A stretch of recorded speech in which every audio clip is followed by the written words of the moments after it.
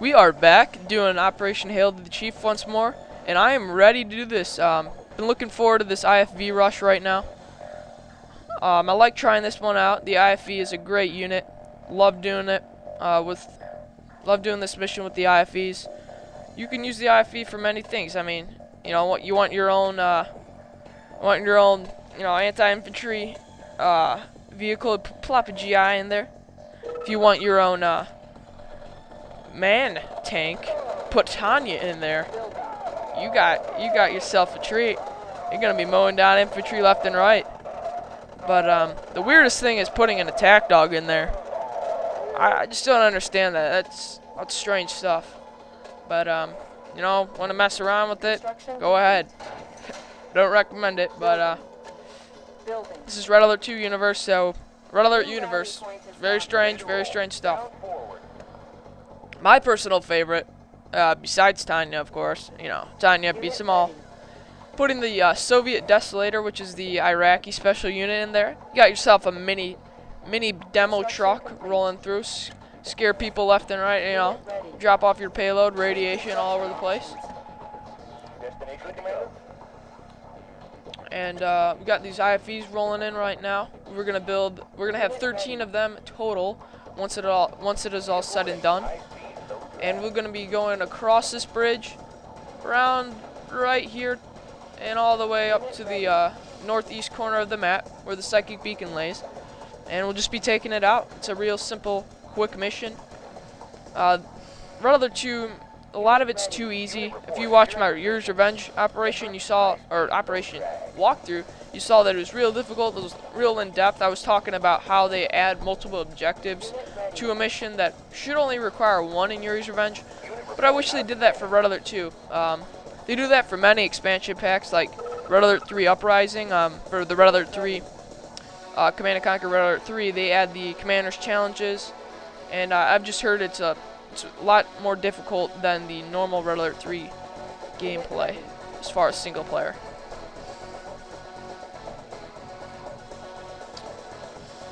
And so not much is going on. It's pretty quiet here in DC. They're probably pretty upset about losing in the NHL playoffs. Caps gave it a good ride. The Nationals have been terrible, so what can you expect? You know, they got to be pretty disappointed about that. And Gilbert Arenas for the Washington Wizards. I mean, number 0. He's been out he's played like 3 games in the last 2 years, so it's been a tough ride. Alright, so you got your groups of IFVs right here. You actually get some more IFVs right there. You're gonna group them up with the rest of them. So just take out these conscripts. You should be fine. You shouldn't lose any IFVs. And you got a good group right now, so just bring them through. Stay away from, there's a Soviet base right up here. You want to stay away from that. You don't want to be running into any Soviets along the way. That's never fun. Oh, looks like we got some guys chasing us. Little game of tag going on. See who's faster, the IFV or the fly track. I've always wondered that. I'm saying the IFV just because I like it more, but you never know. Never know. And so here's the Psychic Beacon. Just stroll your IFVs through all the way across over here, and just start firing at the Psychic Beacon over these walls. This is the reason I chose the IFV, because it has range over walls, which the Grizzly tank does not. And there's the operation right there. The president is back. And it's not Obama. It's not President Obama. It is President Dugan. Not familiar with that guy, but listen to him. I don't know how you got us out of this mess, but I'm extremely grateful. After this is over, I'm going to promote you to whatever you like, except president. Keep an eye out, Commander. I need you out there. Darn right, you're not paying me enough. I'm getting like a nickel I don't get anything every time I beat these Soviets. It's a bunch of Monopoly money is probably slipping down my throat. So, Sergeant Major now. Moving up slowly. Only 97 enemies destroyed, but that's all you gotta do.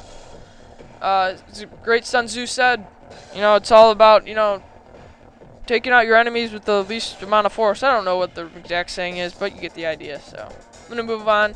Next operation takes place in place very close to my heart, Chicago, and it's Operation Last Chance, so check it out.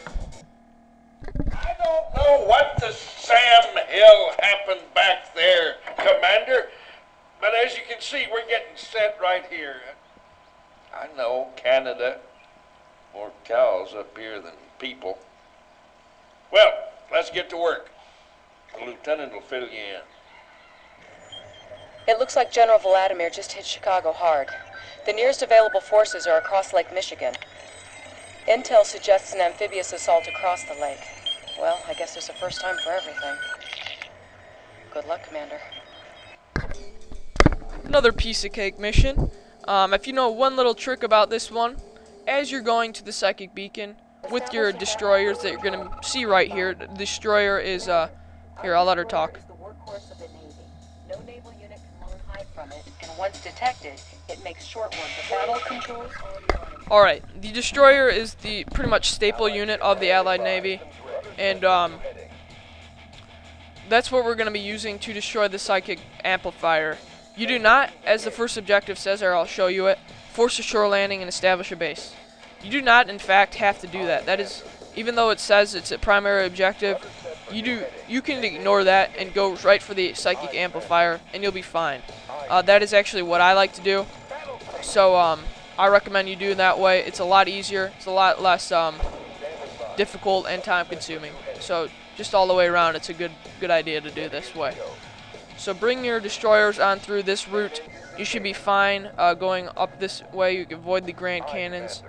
And there's a little opening in here in between this green patch, this piece of land where the sandbags are, and this whatever you'd call it, dock area. So you're gonna run into some submarines, Typhoon attack submarines, which you should have pretty good familiarity with if you watch my Yuri's Revenge walkthrough. And you have to take a couple of them out to start off with. There's 2 right here, and then there is a flat cannon right there. Once you take this flat cannon out, you gain access to a lot of stranded rocketeers, if you will, that are around you right now. So that's what we're going to be doing to take out the Psychic Amplifier. So first off, move in, go for this flat cannon right there. Just ignore the submarines, all out. There's 4 of them, but you should be fine if you get enough launches on them. So just a couple more hits right here, and we gain access to the great Rocketeer unit, which is very close to my heart. And there you go. So you get some straggler Rocketeers, and there's just a flak track right by you. That is all you have to worry about as far as anti-air resistance.